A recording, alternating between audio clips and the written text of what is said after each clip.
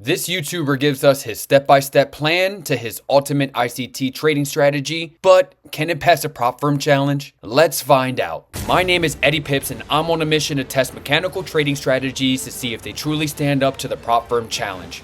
Here's how it works. I find a trading channel on YouTube, I pick one of their many strategies, I backtest it trade by trade using FXReplay. I track wins, losses, max drawdown, and whether it hits the prop firm's rules. My goal is to help you find a trading strategy worth backtesting, while also exposing a few gurus on the way. If a strategy passes a prop firm challenge, that indicates to me that it is worth backtesting. And typically what I would like to do is eventually backtest these trading strategies 100 times to see how they truly stand up in 2025. Before we get started, if you're serious about trading but uncertain about which prop firm to trust, here's the truth. Ola Prime is backed by NBA All-Star Karl Anthony Towns. They're the first to process payouts in as fast as 1 hour. They're the first to offer one-on-one coaching and also the first to publish price transparency reports. They have simple, fair funding programs and you can trade Forex, futures, or crypto with affordable account options and up to 95% profit splits. And if you're ready to start, click on the link in the description and use code Eddie30 for 30% off any challenge account. Let's dive in. As always, I will leave a link to the original video in the description. Let's dive in. So this time I'm going to be doing things a little differently. I'm going to instead give you an overview of the strategy and what it consists of, and then we are going to dive right into the analytics. And if you're interested in seeing the full strategy, you can click on the original video in the description and it'll take you right on over.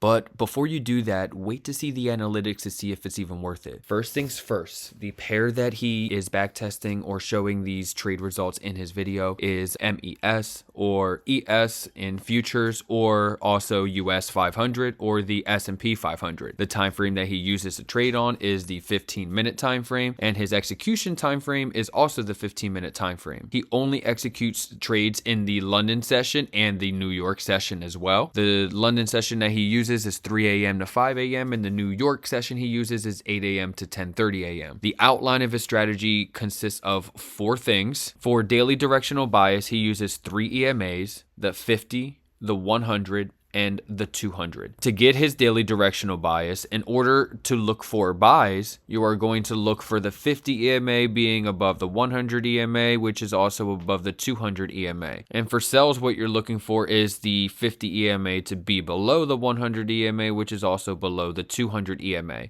That is how you get your daily directional bias. He uses 3 sessions to get that session-based manipulation. He has the Asia session, the London session, and the New York session. He trades the London session between 3 a.m. and 5 a.m. What he is looking for is for the low of Asia to be taken during London kill zone and looking for that confirmation, which is step 3. During the New York kill zone, he is looking for either the London low or the Asian low to be taken out. Session manipulation is a common concept used for people looking for reversals during the New York time frame, and he uses daily directional bias using the EMAs, which is also typical as well. People will buy whether it's above the 50 EMA, or they'll use the 100 EMA or the 200 EMA and only trade when the price is above when looking for buys, and only sell when price is below the EMAs. So this is common. Here, for an example, during the New York kill zone, you can see that we have the London low here that is taken out by this big red candle. We have our daily directional bias. We're looking for buys. We have our session-based manipulation, which is step 2. So we have price trading below the London low. And number 3, we have the confirmation. What we're looking for buys is we're looking for the first bullish candle to close after the session liquidity has been taken. For example, you can see this green candle here, which is annotated by this green arrow. This is our indication to go long. He uses a buy stop half a point above the high of this green candle. So you can see here, this is the green candle, this is the high right here, and we are entering half a point above that green candle. Stop loss is a half a point below the candle low manipulation there, and he targets 2R. 2R is typically what people target, and we will go into the analytics later on in FXReplay and show you what the best risk to reward ratio is. But you can see in this example here, the trade was a winner. So again, to recap, what you're looking for is daily directional bias. What you're looking for in a buy setup is the 50 EMA to be above the 100 EMA, which is also above the 200 EMA. For shorts, you are looking for the 50 EMA to be be below the 100 EMA, which is also below the 200 EMA, just like it is here.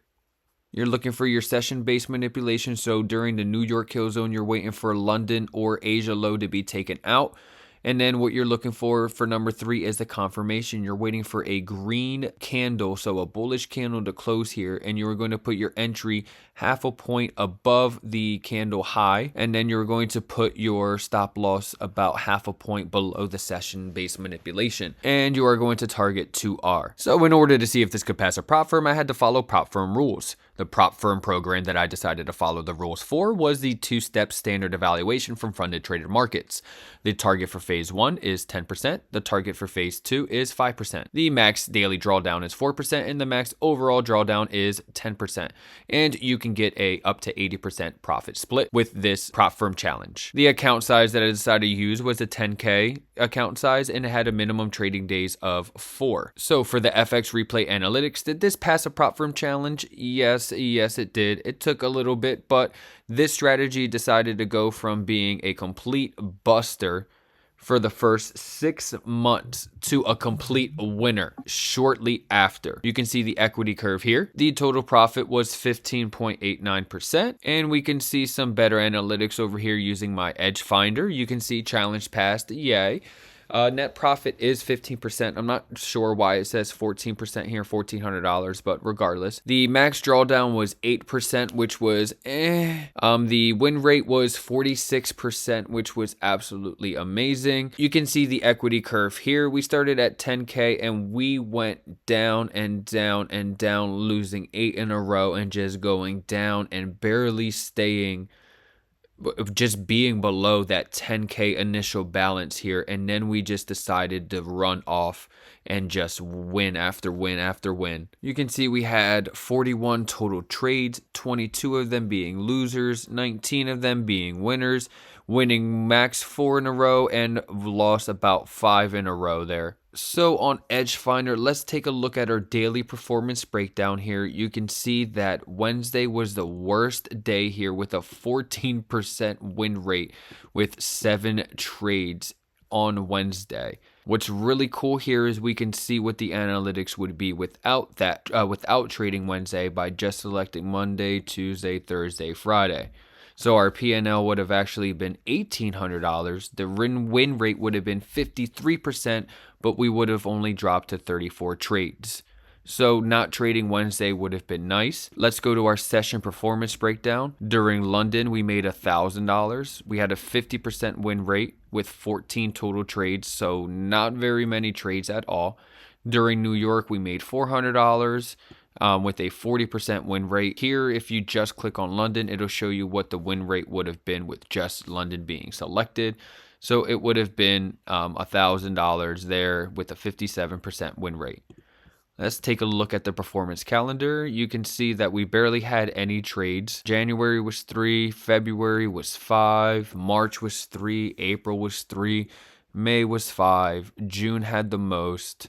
It looks like July had the most actually, and you can see that we had 1, 2, 3, 4, 5, 6, 7 winners and only 3 losses here during July. And of course, if I come here to export and I export the PDF trade log, we can go ahead and click on this and we can take a look at all of the analytics. And you can actually see every single trade, and I will leave a link to this PDF in the description that you can download so you can see all of the trades. Let's go over a couple. Here, the first trade was a loss. You can see that we had our Asia high here drawn out during during the London kill zone here. We had price take out that Asia high, giving us that session manipulation during a kill zone. We had our red candle here. We placed our sell stop half a point below that red candle, looking for an entry here. It gives it to us and completely reverses in the opposite direction. Here, trade 2 was also a loss. We had our 50 EMA under our 100 EMA, which is also our 200 EMA, giving us that daily directional bias of bearish. We have our London high here taken out during the New York kill zone. We have a red candle right here. We place our sell stop half a point below the red candle and wait for us to enter in, and it does in this wick and then takes us out completely within the same candle. Let's take a look at a win here. Lots of losses. Don't worry. It started off that way and then it just went very well. So here we have our Asia low drawn out.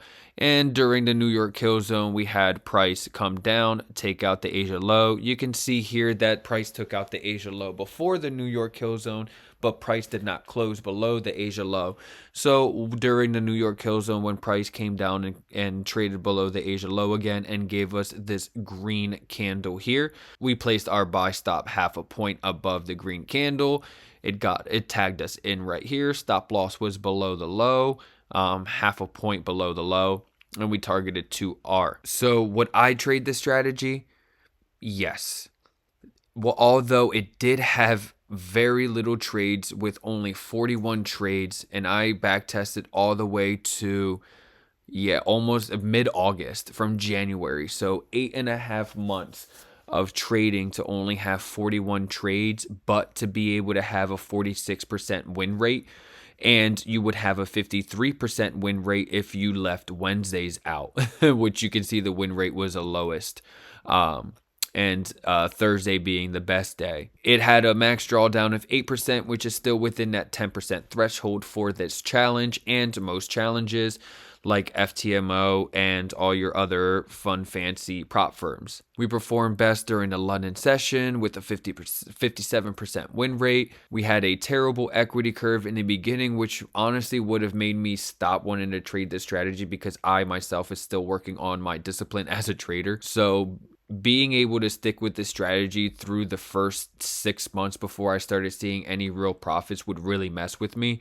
So for that reason, I'm not exactly sure, but I have seen him post a couple of his most recent trades using this exact strategy, and he states that he also gives these trades out to his students in his Discord, and they take it as well, and they're passing prop firm challenges using this. And we can see firsthand that it did pass a prop firm challenge, both first phase and second phase. It did take 8.5 months, but you can see we had a 46% win rate with a 2 risk to reward ratio, which was awesome. But let me know if you have any questions, and please, again, guys, I take your constructive criticism very well. Any improvements that I can make to these videos to make them more beneficial to you as a trader, please let me know. If I need to break things down in more simpler terms, give specific walkthroughs or tutorials on certain things like FXReplay setup, what the best prop firms are, or any questions like that. But again, thanks so much for tuning in. Until next time, take care.